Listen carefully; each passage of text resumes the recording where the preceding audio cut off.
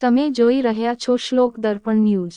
છેલ્લા 24 કલાક દરમિયાન જિલ્લા લોકલ ક્રાઇમ બ્રાન્ચ વરનામામ પોલીસ દ્વારા દારૂનો જંગી જથ્થો ઝડપી પાડવામાં આવ્યો છે।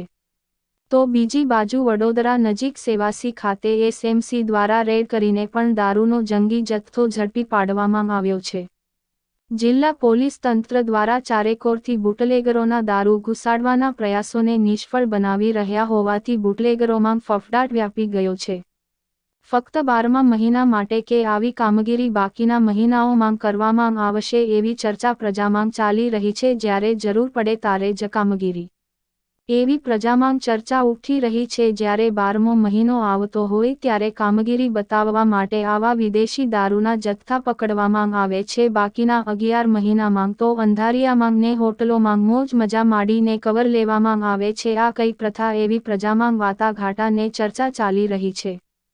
ટાઈમે જ આ વિદેશી દારૂ આવે છે કે પછી પાછલા મહિનાઓમાં પણ આ રીતના વિદેશી દારૂ આવતો હોય છે। 31 ડિસેમ્બર પૂર્વે સક્રિય બનેલા બુટલેગરો દ્વારા ઘુસાડવામાં આવી રહેલો 14 લાખની કિંમતનો દારૂનો જંગી જથ્થો જિલ્લા લોકલ ક્રાઇમ બ્રાન્ચે ઝડપી પાડી કાર્યવાહી હાથ ધરી છે।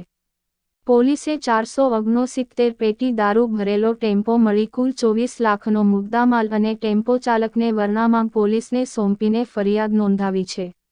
આગામી 31 ડિસેમ્બરને પગલે બુટલેગરો દ્વારા નવા કિમિયા અપનાવીને મધ્યપ્રદેશ, મહારાષ્ટ્ર અને રાજસ્થાન જેવા રાજ્યોમાંથી દારૂ લાવીને શહેર જિલ્લામાં દારૂ ઘુસાડવાનો પ્રયાસ કરવામાં આવી રહ્યો છે। જો કે પોલીસ તંત્ર દ્વારા બુટલેગરોના પ્રયાસોને ધરાર નિષ્ફળ બનાવી રહ્યા છે।